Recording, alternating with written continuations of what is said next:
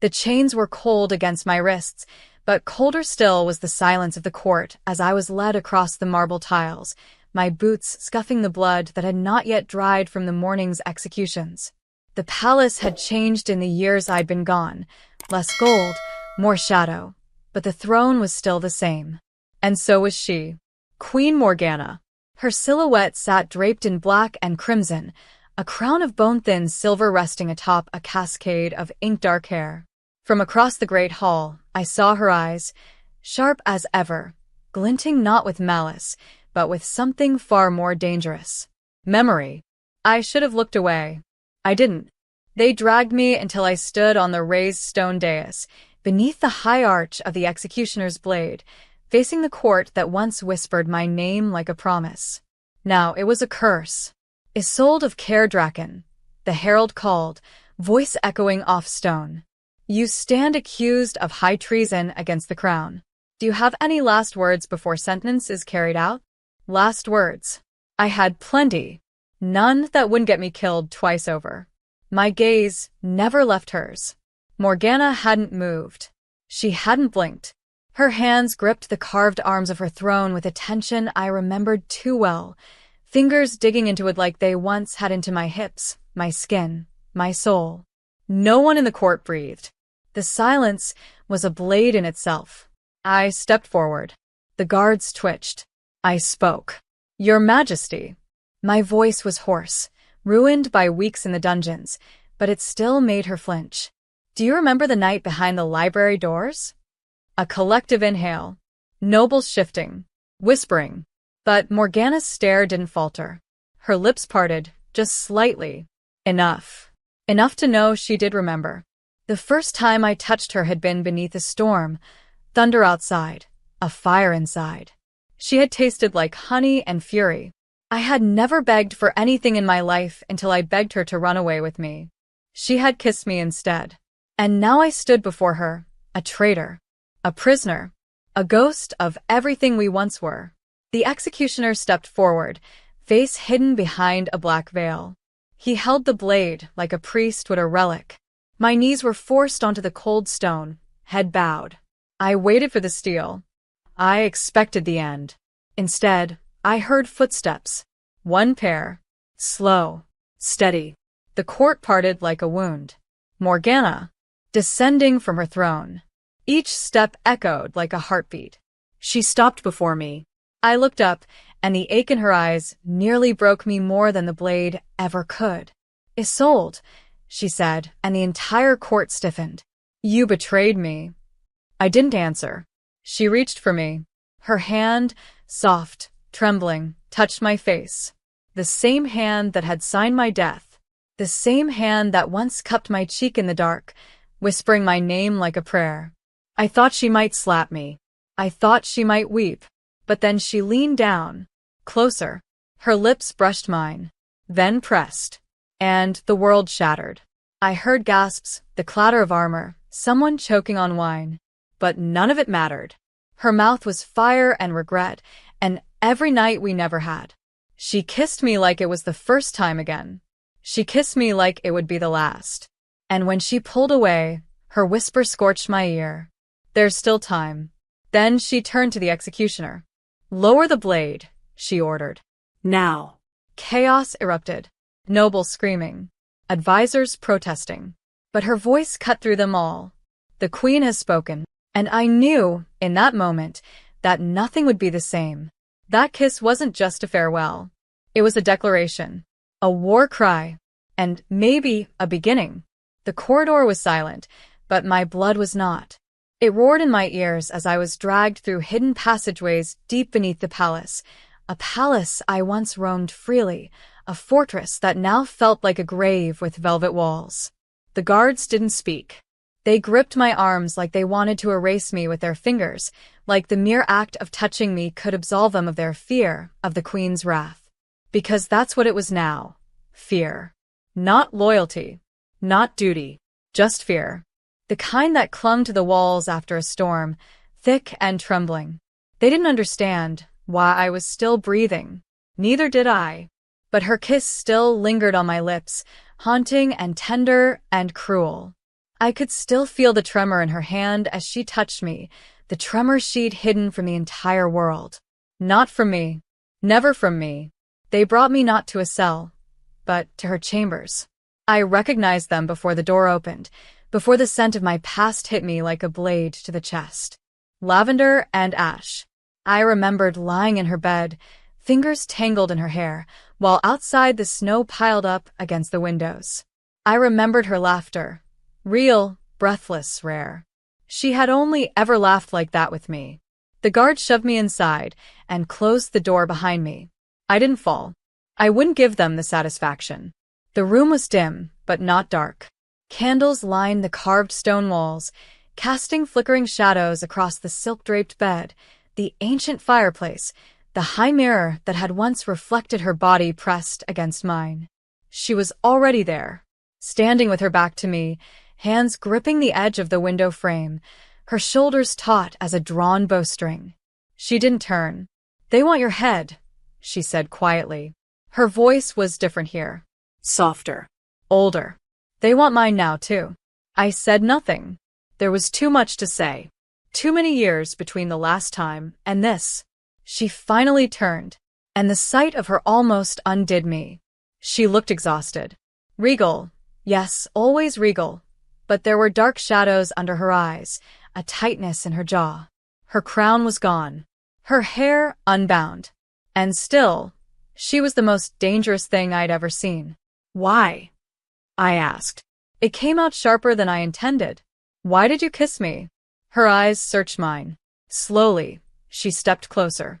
"Because I had no choice." "You had every choice." I was shaking. "Not from cold. You're the queen. And you think that makes me free?" She snapped, fire flashing through her like it used to when we argued under stars. "You think I get to want anything?" I stepped forward. "You wanted me once." I never stopped. It was a whisper. A wound. I swallowed the storm in my throat. "Then why did you let them take me?" She closed the space between us in a heartbeat. "Because if I hadn't, they would have taken your head in the streets. At least this way, I could control how the blade fell." "How merciful of you." She flinched. "Good. Let her feel something." "You think I didn't try to stop it?" she asked. "I burned letters. I bribed half the council. I tried to bury your name beneath a dozen other trials, hoping it would all fade. But they were watching me, Isolde. They're always watching." My name in her mouth was poison and honey. I hated how much it still affected me. She reached out, then hesitated. "When they brought you back to the capital, I thought I would have more time. I thought I could." "What?" I interrupted. "Fix it? Save me like some broken ornament you once hid in your drawer?" "Don't do that." Her voice cracked. "Don't pretend I didn't love you. You didn't love me enough." The words were knives. She looked like I'd stabbed her. "I loved you too much," she said. "That's why I let you go. That's why I told you to run all those years ago." And I did. I spat. I ran until the edges of the map blurred. But you can't outrun a crown's reach, can you? Silence fell between us, thick as velvet, cruel as war. She moved to the table and poured herself wine with shaking hands. I remembered those hands on my waist, my throat, clutching my hair as she whispered how she wished she'd been born a peasant, just so she could love me without consequence. I hated how much of her I still carried, how every part of my body remembered hers. "You have until dawn," she said finally. "The court will demand a public explanation by then. I can't protect you after that." "So, what is this?" I asked. "A farewell? Another goodbye kiss before you let them kill me properly this time?" "No." She walked toward me again, the firelight catching her eyes. "This is a moment. The last one I might have with you where no one is watching. Where I can say what I should have said 10 years ago." I waited. My heart betrayed me by hoping. She reached out, and this time, I let her touch me. Her fingers brushed my cheek, tracing the scar she once kissed after a battle, long before either of us were important enough to be hunted. "I was afraid," she whispered. "Of them. Of what it would mean to love you openly. But I'm not afraid anymore." "You waited until I was on my knees to decide that?" I waited until I realized I would burn the world before I lost you again. Her mouth found mine, desperate, searching, breaking. The kiss wasn't sweet. It was a storm. Years of anger and longing and betrayal crashing together. I kissed her back with everything she took from me. My exile, my silence, my broken pieces. When we broke apart, she rested her forehead against mine.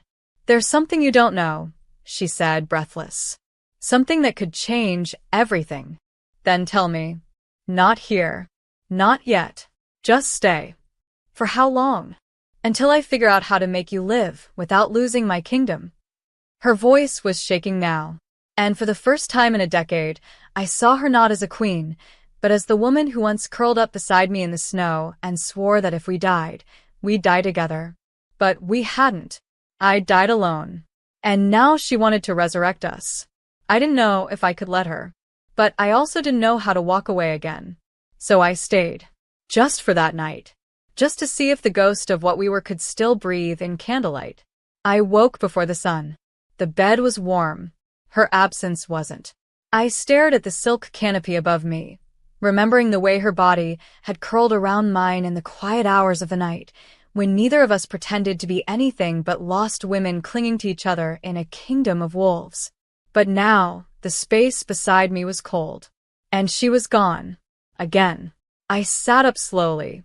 My body still remembered her touch, where her fingers had trembled against my ribs, where her lips had pressed behind my ear, whispering apologies soaked in wine and longing. It would have been easier to hate her if she didn't look so much like regret when she touched me. The door creaked open. I didn't flinch. If they'd come to finish what they started, I'd die facing them. But it wasn't a guard. It was a girl, no more than 16, with ink-stained fingers and eyes too old for her face. She bowed quickly, nervously, holding out a folded piece of parchment. From Her Majesty. I took it without a word. The girl didn't linger. The second she closed the door, I unfolded the letter. "Isolde, if you are reading this, then you're safe, for now. I've arranged for you to stay within the East Wing, hidden under the guise of a visiting foreign noblewoman. Your name is Lady Iselin of Dirthmoor. Speak it like it's truth, or you won't last an hour. My most loyal handmaiden, Ceres, will attend to you. Trust no one else, not even those who smile, especially not them. I'll come to you at dusk. There are things I must do today that may decide both our fates. Burn this letter after reading. M." I stared at the final initial. So small. So sharp. I didn't burn it. Not yet. I needed something of her that hadn't lied to me, that hadn't abandoned me 10 years ago. Hours passed slowly. The palace walls were too quiet. Servants moved like ghosts, avoiding eye contact. I heard snippets of their whispers through the heavy doors. Treason, madness, civil war. Her name followed mine like a shadow. When Ceres arrived, she didn't speak much. She bathed me, dressed me in the silks of a noblewoman, painted my lips in royal reds and braided my hair with gold threads. Her fingers were skilled, efficient, but I saw the questions in her eyes, the ones she didn't dare ask. When she finished, she stepped back and studied me. "You don't look like a prisoner anymore," she said quietly. "Good. And you don't look like someone who used to share the queen's bed." My eyes narrowed. She didn't flinch. "Bold girl." "I don't know what you think you know," I said. "Then let me guess." She tilted her head. "You loved her. She loved you. But love isn't enough when crowns are involved." I said nothing. Her expression softened. "I just hope you're not here to break her again." I opened my mouth to snap back, but the knock at the door silenced us both. It wasn't her. It was a messenger. "The Queen summons Lady Iselin to the Western Gardens. Alone." Ceres gave me a nod. "Go. Quickly. Before anyone else sees." I followed the twisting halls, heart pounding with every step. The gardens were hidden beyond the great stone archway, blooming under a sky the color of bruises. Morgana waited beside the fountain, her back turned, her cloak fluttering in the wind like smoke. Love what you've seen so far and want to help me keep creating these awesome stories on this channel? Then subscribe and hit the bell. Your subscription supports the channel and makes sure you get more exciting stories. You didn't burn the letter, she said without turning. How do you know? Because I still know you. You never throw anything away. Not even pain. I approached slowly. She looked tired, like she'd fought a dozen battles before breakfast. You gave me a new name, I said. Lady Iselin. It suits you. It's not mine. She turned. Nothing is ours is sold. Not even our names. We belong to the stories they tell about us. You're safe for being someone else. And what are you now? Still the queen? Or just a woman too scared to finish what she started? She stepped close. Too close. Her scent wrapped around me. Myrrh. Ash, the past. I'm the woman trying to keep you alive. Even if it kills me. Then tell me what you meant last night. The thing I don't know. She hesitated. That hesitation meant danger. Secrets. Things deeper than betrayal. Not here, she said again. There are ears in the walls. Eyes in the trees. But I'm trying to find a way to bring it all into the light. Whatever it is, I said, voice low. If it has anything to do with why they really want me dead, why you hesitated for years, then I deserve to know. You do, she said softly. But truth is a blade. Once drawn, it cuts everything. So cut me. Her breath caught. Her fingers brushed mine, not holding, just touching. Do you still dream about that night in the library? She asked. You know I do. Her eyes closed. I kept the key. And I kept the scar. She opened her mouth to speak, but a scream cut through the air. Both our heads turned. Guards were sprinting across the outer wall, shouting orders. Stay here, Morgana commanded. Don't move. I'm not yours to command anymore, I said. But she was already gone. I followed. Of course I did. Through ivy-covered archways and shattered statues, into the eastern wing, where smoke now poured from the side of the palace. I caught glimpses of chaos. Overturned chairs, a woman sobbing, a noble with blood on his collar. And then I saw the council chamber. Doors thrown open. Inside, a circle of power shattered. The council had been attacked. 3 members dead. 1 missing. And etched onto the table in blood. The throne bleeds. Morgana arrived seconds after me. Her eyes met mine. This wasn't just rebellion, I said. This was a warning. She nodded slowly. They know you're alive. They always did. No, she whispered, voice shaking. They know why you're alive. And just like that, the fragile world she built to protect us both began to splinter. Not from the outside, but from the rot within. The palace had never been this quiet. Not even during war. Not even the day the old king died with poison in his cup and a dagger in his ribs. This silence was heavier. A silence that held its breath, waiting to see who would fall next. I wasn't supposed to be out of my room. Morgana had ordered me to stay hidden until she could contain the aftermath of the council attack. But I was never good at following orders. Not hers. Not anyone's. And especially not when I could feel the whole castle watching me, like it already knew my face, no matter what name I wore. Lady Iselin. What a joke. I was no noblewoman. I was a sword wrapped in skin, a wound they thought had closed. I moved through the eastern halls in a borrowed dress, my dagger strapped beneath layers of silk. The hem kissed the floor, but I walked like a soldier, silent, sharp, ready. I passed servants who averted their eyes, guards who narrowed theirs, and portraits of rulers long dead, their frames cracked by time and secrets. I didn't know where I was going. I only knew I needed answers. And Morgana wasn't giving them. I turned a corner and froze. There she was, standing alone in the old chapel, bathed in the soft blue light of the stained glass. She didn't hear me approach. Her head was bowed, one hand resting on the cold altar, the other clutching something I couldn't see. She looked small in that moment. Not a queen. Just a woman carrying too much. I stepped inside. The door creaked behind me. She turned sharply, eyes wide, but then softened when she saw me. You shouldn't be here, she said. Neither should you, I replied. She exhaled. I needed quiet. And I need the truth. She hesitated, then tucked the object she was holding into her cloak. It's not time.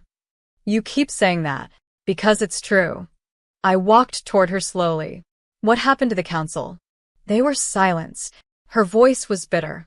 3 men who stood in my way. Dead now. 1 missing. And no one is willing to name names. It wasn't rebellion. It was cleansing. So they're coming for you. No, she said. They're coming for you. I stopped. Me? Don't you see it, Isolde? You've become a symbol. The moment I spared you, the moment I kissed you in front of the court, you exposed yourself. I chose you. Her voice cracked. And now they'll do anything to make me regret it. My heart twisted. I hated how easily she still broke through my armor. Then tell me what you're hiding, I said again. I deserve to know why my name is written in blood on the council table. She looked at me like I was fire, and she wanted to burn. You were never just a warrior. Not to them. Not to me. Then what am I? She stepped closer. Mine. The word slipped from her mouth like it had been caged for years. Her fingers brushed my jaw. I didn't pull away. I couldn't. Say it again, I whispered.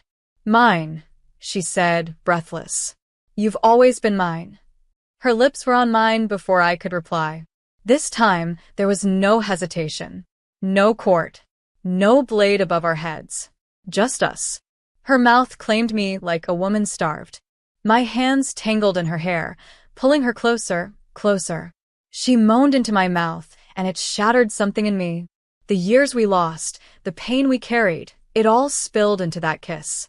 I lifted her onto the cold altar, silk riding up her thighs, her crownless head tilted back as I kissed down her neck. Isolde, she gasped, and I wanted to carve the sound into stone. Her hands gripped my back, nails digging through the fabric. I slid between her legs, her heat like a promise, her breath ragged against my cheek. Tell me to stop, I said, voice trembling. No, she begged. Don't you dare. I lifted her skirts higher. She wrapped her legs around me. And for a moment, there was no kingdom, no crown, no war. Just 2 women who had been denied too much for too long. I worshipped her like she was both altar and sin.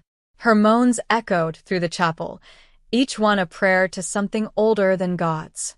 When she came undone in my arms, she clutched my name like salvation.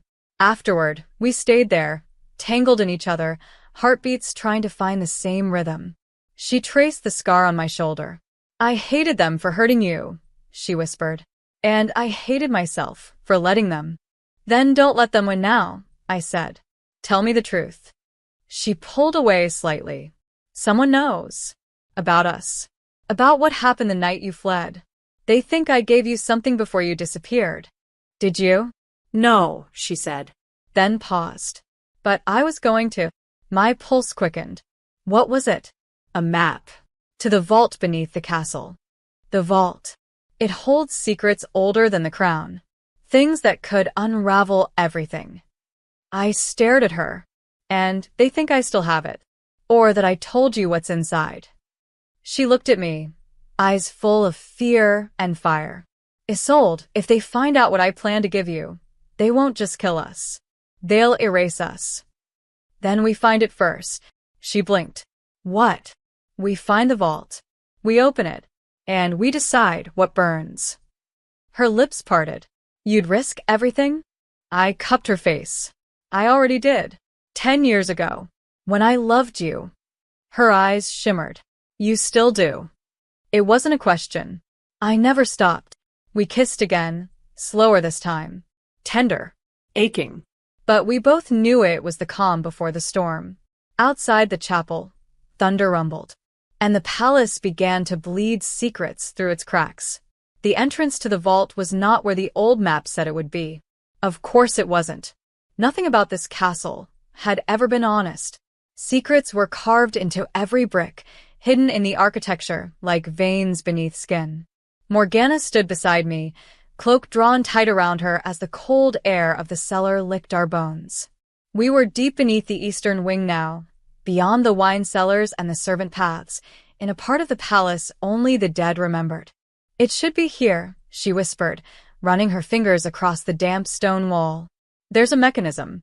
My mother once told me about it, long before she went mad. Your mother saw the vault? No. She only dreamed of it. But dreams have power in this place. I stared at her, wondering how much of her life had been shaped by ghosts. And if we find it, I asked, what happens then? She turned to me, eyes wide. We find out what was buried to protect the crown. And maybe why they fear you so much. You still haven't told me what's inside. Because I don't know. But you were willing to give it to me? I was willing to give you everything. I looked away. Her words were blades, beautiful, sharp, impossible to hold without bleeding. I pressed my palm against the wall, searching for irregularities. My fingers found a crack too clean, too intentional. I followed it down, then up, then across, until it traced the shape of a circle. Here, I said. Morgana knelt beside me. Her fingers joined mine, pressing into the grooves. A click echoed through the dark. Then another. The stone groaned, shifted, and a narrow door opened inward, revealing a staircase descending into deeper blackness. Gods, she breathed. How long has this been hidden? Long enough for no one to remember, I said. But someone always remembers, came a voice from behind us. We spun. And there, standing in the shadows with a torch in hand, was the last person I expected to see. Elira, commander of the royal guard. And once, my closest friend. Before everything. Before betrayal. Before exile. Her armor gleamed even in the darkness, her eyes fixed on me with something between rage and heartbreak. So it's true, she said. You're alive. That depends on your definition, I replied. What are you doing here? Morgana demanded. Elira's eyes flicked to her. I follow my queen, even when she walks toward ruin. Then you're not here to kill me? I asked. Not yet. She stepped closer, torchlight dancing across her scarred face. But I am here to find out why you're worth more than a kingdom. She's not, Morgana said. She's worth more than the lie this kingdom was built on. And what lie is that? Elira asked. Morgana looked at me. I nodded. She turned back to Elira. That the crown protects the people.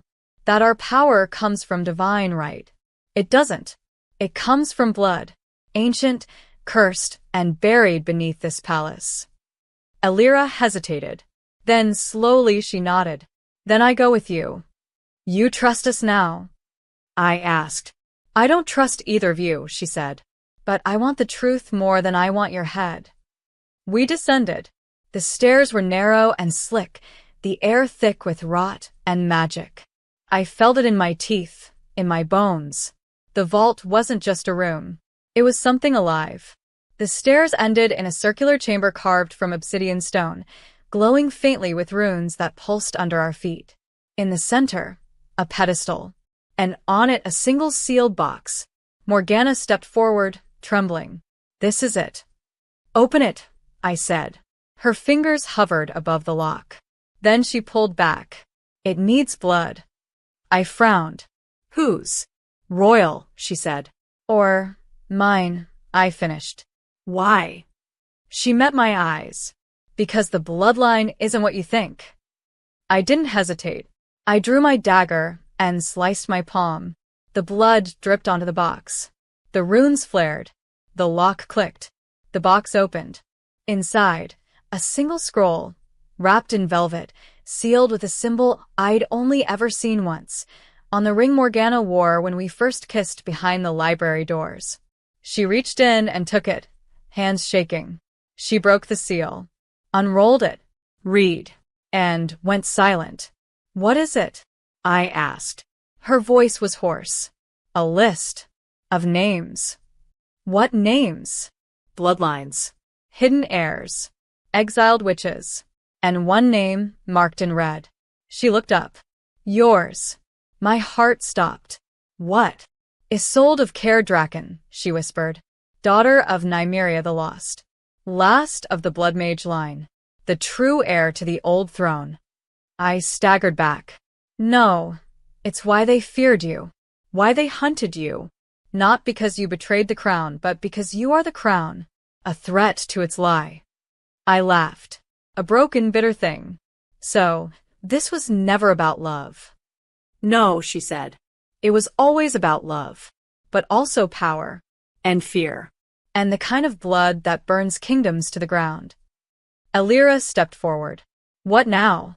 Now, Morgana said, we hide the scroll. And we make a choice.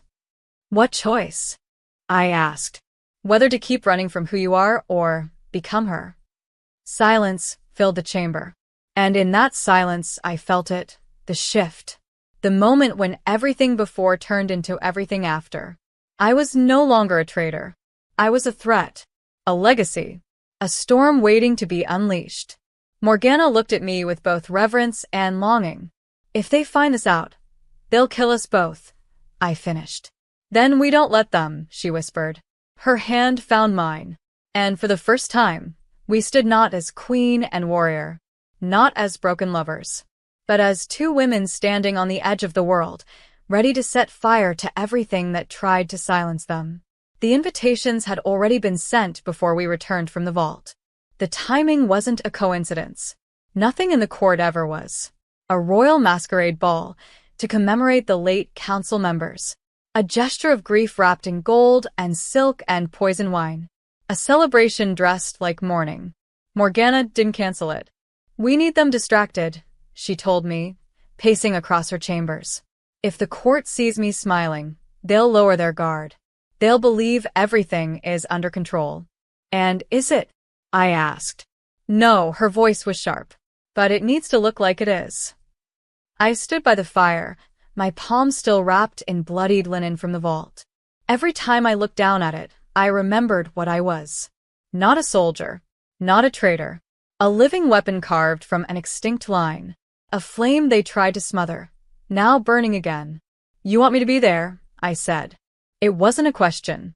She nodded. Under a mask. As Lady Iselin.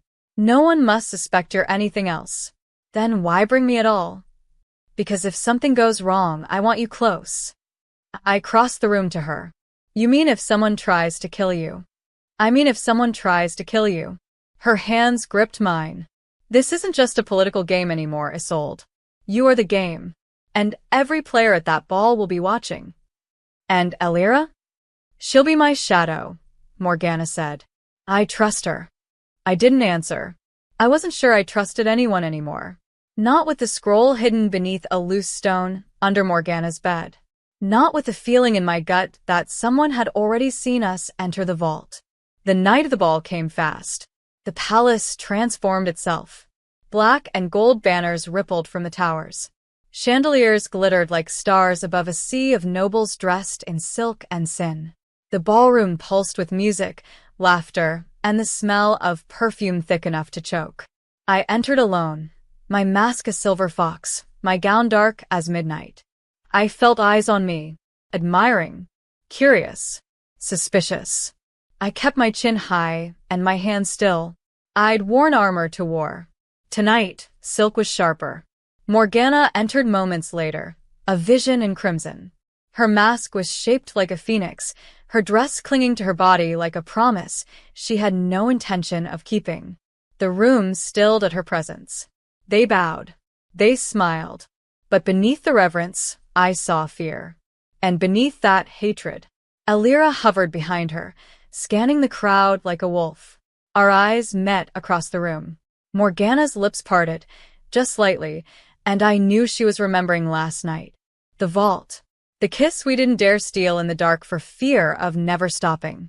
A nobleman approached me, offering his hand for a dance. I accepted. I smiled. I played my part. We spun across the floor while the musicians played something slow and sweet. I don't believe we've met, he said. Lady Iselin of Dirthmore. I lied smoothly. Charmed. You fight like a soldier. And you flatter like a spy. His smile faltered. Well, perhaps I'll see you again. Perhaps not. I left him with a bow and melted into the crowd. I needed air. I slipped through the side corridor toward the northern balcony. The night was cold, the stars indifferent. I leaned against the stone railing, trying to breathe.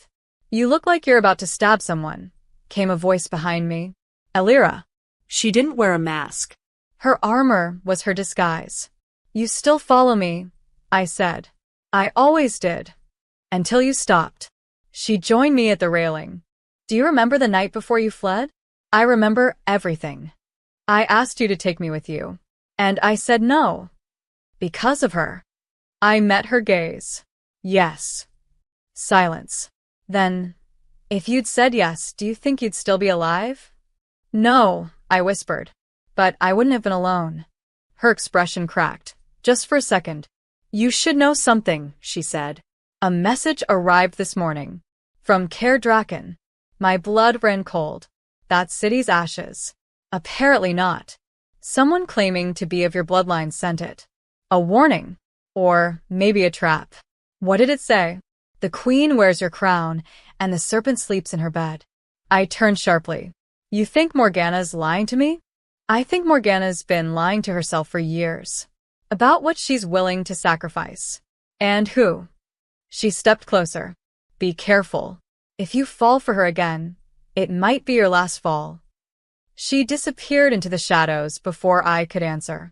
When I returned to the ballroom, Morgana was gone. Panic prickled my spine. I scanned the crowd. The music slowed. The nobles whispered. A hush fell. Then I saw her, standing at the top of the grand staircase, holding a scroll. The scroll. My heart stopped. She wouldn't. She couldn't. She unrolled it. My legs moved before my mind could. I pushed through bodies, silk and masks and perfume blurring around me. "Don't," I hissed when I reached the steps. "You'll get us both killed." Her eyes met mine. But they weren't filled with fear. They were burning. "They need to know the truth," she said. "No," I said. "Not like this." "Then how?" she whispered. "How do I protect you, if I keep hiding you?" "You don't protect me by turning me into a martyr." Her grip tightened on the scroll.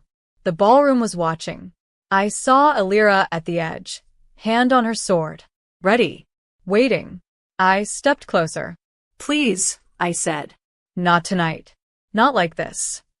A long pause. Then Morgana lowered the scroll. The tension broke like glass. Music resumed. Nobles exhaled. The lies survived another night. We fled the ballroom through a side passage. Inside her chambers, she paced like a caged thing. "I can't keep pretending." "Then don't," I said. "But you don't have to expose everything to everyone." "Not yet. Not until we're ready." She asked. "You're still with me?"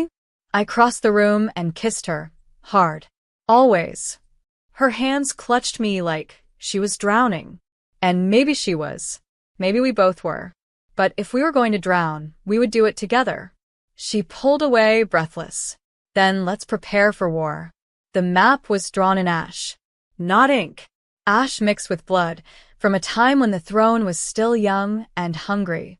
Morgana unrolled it on the table between us, the parchment old enough to crumble if we breathed too hard. It showed the hidden chambers beneath the city, the tunnels carved by slaves and sorcerers to escape kings and summon gods. "They never destroyed the rebel catacombs," she said. "Only sealed them." "And you know where the seals are?" I asked. "Not all of them, but enough to start." We were in the Queen's war room now, no longer pretending peace. The doors locked, the curtains drawn. Outside, the palace still laughed, danced, drank. Inside, we planned a coup. Or a resurrection, depending on who told the story.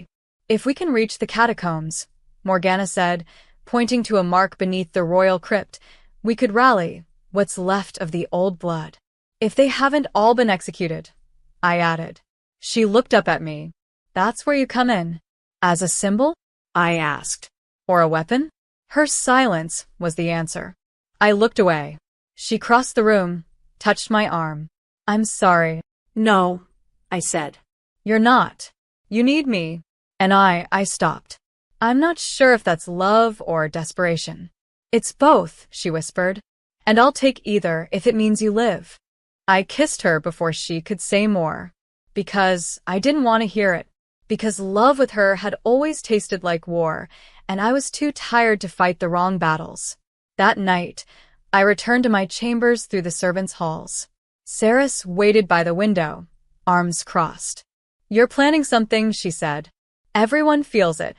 Then you should leave the castle, I told her. Now. I'm not leaving the woman who makes the queen forget her crown. I blinked. You know? I've known since the first night you arrived. She looks at you like she forgot to breathe before you came back. I didn't respond. There was nothing to say. Saris stepped closer. But others know too. And not all of them are loyal. My breath caught. Who? I don't know names, she said. But someone is feeding information to the High Priestess. The High Priestess is dead. Her order isn't. A cold knot formed in my stomach. They'll come for the scroll. No, Saris said. They'll come for her. To silence the crown before it dares speak truth. I was already moving. I reached Morgana's chambers just before dawn. She was alone, curled on the edge of the bed, still in her red dress from the ball, her crown on the floor like something she'd grown tired of. Isolde, she whispered, sitting up. What's wrong? Someone's going to betray you. Her eyes sharpened. Who? I don't know yet. But the High Priestess's order is involved. They can't act openly. Not without proof. Then we don't give them time to find it. We didn't sleep. We spent the day disguised, slipping into the city through the lower gates. We found the old symbol etched into a ruined wall, a serpent devouring its own tail. The mark of the catacomb pact. Here, Morgana said. We dig. But the stone was sealed. Not with mortar, magic. Old, dark, blood-forged. Only I could feel it, and only I could break it. I pressed my hand to the sigil, whispered the name my mother gave me before she died in chains. The stone wept dust, and opened. We descended into a world forgotten by light. The tunnels smelled of damp memory and rusted steel. Symbols glowed faintly on the walls, warnings in a language that pulsed beneath my skin like a second heartbeat. We reached a wide chamber where the torches lit themselves. And standing there, waiting, cloaked in shadow and fury, were the remnants of the old guard. Sorcerers, exiles, blood mages with gold eyes and serpent tattoos. One stepped forward. A woman, older than winter, her gaze piercing. Nymeria's blood, she said. At last. I am Isolde, I said. Of Caer Draken. You are the flame we buried. Come to burn again. She looked at Morgana. And you bring the queen who feeds the fire. We came to offer alliance, Morgana said. And to warn you, I added. The order is rising again. The woman nodded. They never fell. They just waited. Will you fight? I asked. She smiled. We've been waiting for our signal. Then here it is, Morgana said. We march at dusk. We left before the sun could rise fully. As we neared the surface, Alira stood waiting at the tunnel exit. She looked pale, angry, and afraid. Where have you been? She demanded. Gathering the storm, Morgana said. Alira's hand tightened on her blade. You've been seen. The court is whispering. And someone sent assassins to your bedchamber an hour ago. I wasn't there, Morgana said. You were supposed to be, Alira snapped. Her eyes locked on me. Did you know? Know what? That your name was on the warrant. My breath caught. What? An order. Signed by someone on the royal council. Declaring you an enemy of the throne. If you hadn't left, they'd have gutted you in your sleep. Who signed it? I asked. Alira hesitated. Then, your handmaiden, Saris. It didn't make sense. Saris, who painted my lips and whispered truths. Saris, who warned me. Saris, who said she believed in us. No, I said. That's not possible. Alira pulled a crumpled paper from her coat. Then explain this. I read it, recognized her handwriting, the curve of her letters, the betrayal hidden in careful lines. I staggered back. Morgana caught me. She played us, I whispered. She played me. Alira's face was stone. She was never yours. She served something older. Something darker. The order, Morgana said. They got to her. My jaw clenched. Then they'll regret it. We returned to the palace under darkness and found blood on the floor. Servants sobbing. Guards dead. Ceres was gone. Her chamber empty. A single note left behind, written in the same ink as her betrayal. The serpent awakens. The queen must bleed. Morgana read it in silence, then burned it with a whisper. I stood in the smoke, my body cold, my heart colder. This is war, I said. Morgana looked at me. No. This is the beginning of it. Her hand found mine. And I won't survive it without you. I pressed my forehead to hers. Then we don't survive. We win. The explosion shook the east wing just before dawn. I had been awake already, blade in hand, pulse in my throat, pacing Morgana's chambers like an animal in a cage. I hadn't slept since the letter. Since Ceres vanished like a ghost slipping back into the dark that made her. I wanted blood, but I had no one to bury my blade in. Not yet. Until the walls cracked. Until the fire kissed the stone. Until the queen's bedchamber lit up in orange and smoke. Move, I screamed, dragging Morgana from the sheets, shielding her with my body as debris rained from the ceiling. She coughed, dazed, half-naked, the crown nowhere in sight. Her eyes burned, not from ash, but fury. They tried again, she rasped. Not just tried, I said, helping her to her feet. They knew exactly where to strike. Someone told them, someone inside. Ceres? Or someone worse. We stumbled through the ruined corridor, smoke curling like fingers against our skin. Guards swarmed the hall, some already dead, others shouting orders that were swallowed by the chaos. Alira appeared through the haze, sword drawn, hair soaked in blood, some hers, most not. The council's chamber is burning, she shouted. They're calling it an accident. It's a message, Morgana snapped. They want me afraid. Cornered. Are you? I asked. Her jaw clenched. No. I'm done being afraid. We escaped through the servant tunnels beneath the kitchens, same as we had so many nights before, but never like this. Never as fugitives in our own kingdom. The path to the West Tower was clear. The air colder there, untouched by fire. Morgana leaned against the stone, catching her breath.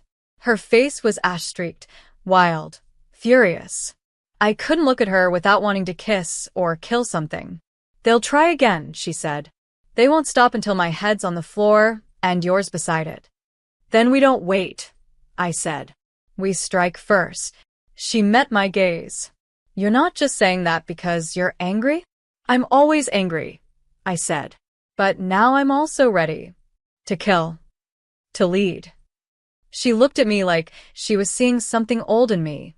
Something buried. Something hers. And if I ask you to leave, I wouldn't. Even now. Especially now. The door opened behind us. Alira stepped in. They're rounding up the palace staff. Every servant. Every scribe. Interrogations have begun. And Ceres? Morgana asked. Gone. Alira hesitated. But I found something. She handed me a ring. Plain. Silver. Cold. She dropped it outside the apothecary. Morgana took it. It's not hers. No, Alira said. It's yours. Morgana's hand froze. I gave this to my sister. My blood went cold. You have a sister? Had, she corrected. She died during the rebellion. Or so I was told. What was her name? Alira answered for her. Lillian. Morgana stared at the ring. She wasn't strong.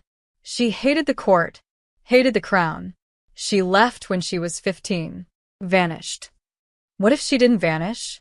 I asked. What if she became something else? Like what? Morgana whispered. I looked at the ring. Turned it over. Inside the band was an inscription in the old tongue. Let the serpent be reborn. Morgana sank to the bench. No, Ceres never existed, I said. She's Lillian. She was inside the palace all this time. watching, waiting. Elira stepped forward. And now she's ready. To kill me? Morgana asked. To take your place, I said. To end the bloodline by becoming its last whisper. Silence. Heavy. Infinite. Then Morgana stood. Taller. Sharper. Then let her come. Let her try. That night, we didn't sleep. We planned. We called the loyal mages from the catacombs. We summoned old generals. We whispered to spies. And we prepared the queen's escape. I'm not running, she said. No, I replied. You're relocating. Temporarily. And you? I stay. She turned sharply. No, someone has to draw the blade while you disappear. Her voice shook. You're not bait. I'm fire, remember? She kissed me then. Hard. Desperate. Hungry. Promise me, she said. If you see her, Lily, and you kill her before she touches you. I nodded. But I didn't promise. I wasn't sure I could. Not if she still wore the face of the girl who brushed my hair, who smiled when I said her name, who brought me tea, and lies in equal measure. Not if she was still my Ceres. When Morgana left with Elira, I watched the shadows devour them. Then I returned to the queen's chambers, now abandoned, ruined. I waited. The moon passed overhead. And sometime past midnight, the door creaked open. She stepped in like a memory. Ceres. Or Lillian. Her eyes no longer soft. Her mouth no longer hesitant. You stayed, she said. I hoped you would. I stood slowly. You lied to me. I had to. Why? Because I wanted to see if she would choose you. She did. Then she's weak. No, I said. She's in love. And you? I'm in pain. I can fix that, she whispered, stepping closer. Join me. Help me rebuild the throne. No more queens who kneel to old gods. No more bloodlines cursed to burn. You want to rule? I want to survive. At what cost? She touched my cheek. At any cost. My dagger was at her throat before she blinked. Then here's the price. But my hand didn't move. Her breath hitched. You still feel it, she whispered. The part of you that wanted me. That part died when you tried to kill her. No. It's still there. Buried. Like everything else in this cursed place. Her lips brushed mine. Not quite a kiss. A reminder. And for a moment, I felt the burn of confusion again. The ache of a lie wrapped in care. But it wasn't stronger than what I had now. Than who I was now. I pulled back. You chose war. So did you. Then we end it. Tomorrow, she said. The order rises.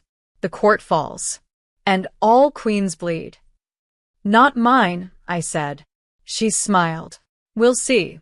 Then she vanished into the dark, leaving me with the scent of roses and ash. And a choice that would break something no matter how I made it. The palace burned before sunrise. Not with fire, but with screams. With steel. With the sound of loyalty snapping like dry bone.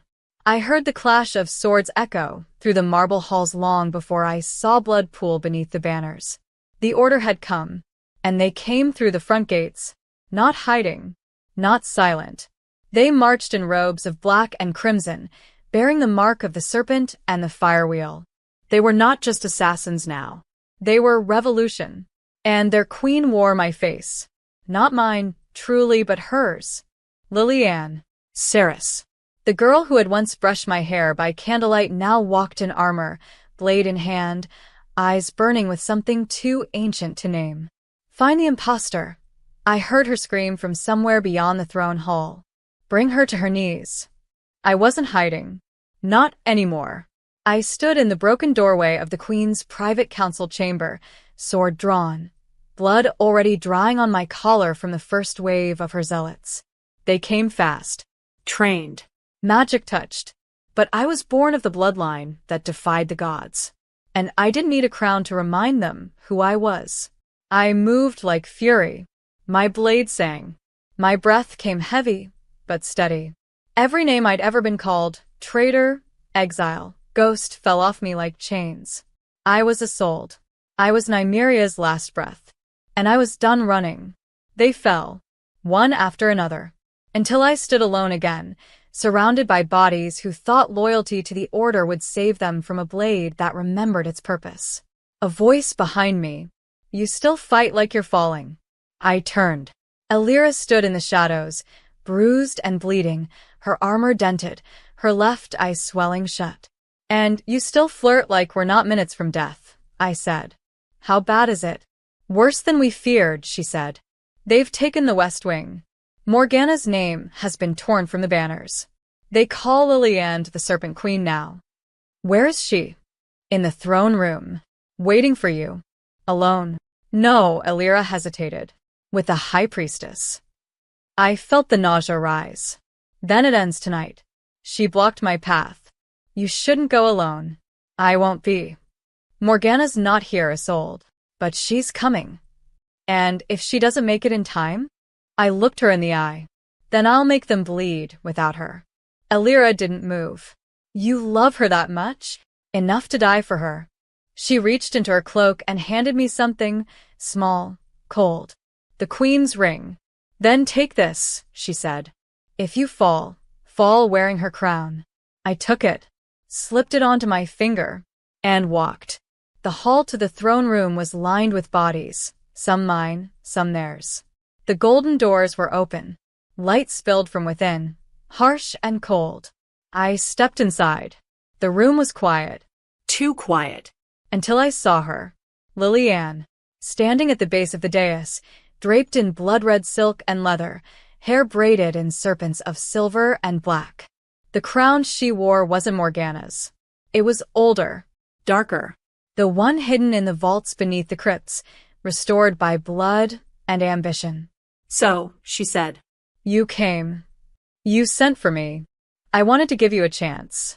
I laughed. To kneel? To join me? You tried that already. I didn't kiss you back. Her jaw clenched. You're still so sure of her.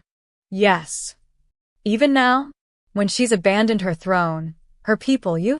She didn't abandon me. She trusted me. Lillian stepped forward. You don't understand what I've done. What I had to become. I watched our mother rot in the tower. I watched my blood spill under Morgana's orders. I was nothing. Until I became this. You became a lie. No, she snarled. I became truth. A queen who kills to survive. Not one who begs for love in the dark. I raised my sword. Then come survive me. She drew hers. The clash echoed like thunder. She was fast, faster than I remembered. Her blade danced with old magic, her strikes fueled by rage and betrayal. But I didn't yield. We fought across the chamber, shattering stone and splintering marble. She aimed to wound, to make me bleed slowly. I aimed to end it, but then I hesitated. Just once. Just enough. And she cut me across the side. Deep, burning. I staggered, blood soaking the floor. You're not strong enough, she hissed. You never were. I fell to my knees. Then do it, I said. Kill me. She raised her sword. And then a voice, cold and thunderous. Touch her, and I'll rip your heart out through your mouth. The court doors slammed open. Morgana, drenched in rain, cloak torn, eyes glowing with something that wasn't mercy. Lillian froze. Sister, Morgana said, stepping forward. Still hiding behind borrowed names? Still bleeding for yours? Lillian shot back. I should have drowned you in the cradle. And I should have loved you harder, Morgana said. But you never made it easy. Love doesn't matter anymore, Lillian growled. Only power. Morgana walked to me, helped me up. Then you're not fit to rule. Neither are you. Then let her decide. Morgana looked at me. End it. I stared at Lillian, Sword still in my hand. pain roaring in my ribs. Her eyes weren't soft anymore, but there was something behind them. Regret. Madness. A child who had never been loved enough to believe in kindness. I lifted my sword. She closed her eyes. But I didn't kill her. I turned and threw my blade into the throne. It split the seed in two. Silence. No one rules over ashes, I said. Not you. Not her. Not me. Lillian fell to her knees, laughing. Or crying. I couldn't tell. Morgana wrapped her arms around me, holding me like a woman afraid to break again. And I let her. Elira entered moments later, sword raised. The order is retreating, she said. They've lost their head. I looked at Lillian. She's not dead. Morgana nodded. But she's done. And the court. Elira smiled. Waiting for Queen. The rain didn't stop for 3 days. It fell like absolution, washing blood from the marble floors, peeling the banners of war from the palace walls. The fires had gone out, the screams had faded, and the silence left in their place felt like breath finally drawn after too long underwater. Morgana stood at the edge of the throne room, or what remained of it. The dais was shattered. The throne, broken clean in two by the blade I'd thrown. Rubble dusted her hair. The hem of her cloak was soaked. And still, she was the most beautiful thing I'd ever seen. I watched her from the doorway, hand pressed to my side, the wound healing slowly, magically. I could still feel where Lillian's blade had kissed my ribs. I would carry that scar, like all the others. She didn't turn when I stepped in, just said, quietly, "You've destroyed it." I had to. I know. A pause. It's funny. All my life, I thought that throne made me a queen. That sitting on it meant I mattered. That the crown would keep me safe. I moved to her side. Did it? She turned to me. No. But you did. I didn't know what to say to that. Not yet. Not when the air still smelled like grief. What will you do with her? I asked. She knew who I meant. Lillian, no longer Ceres, no longer a ghost. Just a girl. Broken in ways none of us fully understood. She's been taken to the northern sanctum, Morgana said. She's not a prisoner. Not yet. I want to give her a choice. The same one she never had. Will she take it? Morgana's eyes met mine. I don't know. But if she does, it will be the first thing I've ever given her freely. And the court. Divided. Some want her executed. Others want me dethroned. But most, she paused. Most are tired. They want peace. They want something that doesn't bleed every time it breathes. I took her hand. Then give them something new. And you, she asked. What do you want? The question hung between us like a thread pulled tight. I thought of all the things I had wanted once. Revenge. Justice. The past returned in pieces I could put back together. But now? I want you, I said. Not a queen. Not a crown. Just you. Whatever pieces are left. She smiled. I'm not whole as souled. Neither am I. But maybe together we make something that is. She reached for my face, her hand trembling slightly. Do you still love me? I never stopped. The kiss wasn't fierce like the ones before. It wasn't desperate or stolen or soaked in fire. It was soft. Steady. A promise. She pulled me into her arms, and I let myself fall into them. Into her. We stayed there until the rain slowed. Until the sun peeked through the broken stained glass windows, turning the cracked stones into something golden and fragile. The people will want an answer, she said. To what comes next. Then give them one. With you by my side?